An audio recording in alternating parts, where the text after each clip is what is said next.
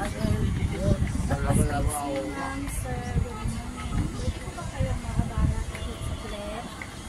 Ano eh? Maganda po kami ng study. Kami po ay mag-aaral sa Baiso Balilihan. Ito po ay sa thesis po namin about safety and security. Ano pa yan? Saan yan? Sa Baiso Balilihan po. Ano ito? Bishop to bishop din yan. Ako pastor. Pastura din ito. Ay, nag-kernel. Anong kailangan mo? Good morning po. Pwede po ba maganda po kami ng study tungkol po sa Ano specific na safety and security po sa tourist spots po na na-bisita niyo safety po? and security? Punta ka sa amin sa kampo. Turuan kita ng security.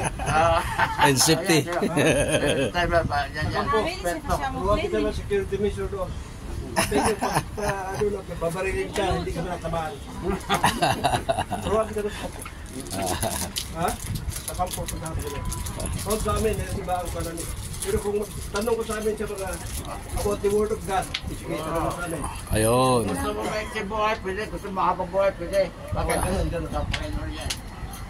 Ano ka? Thank you po, sir. Okay.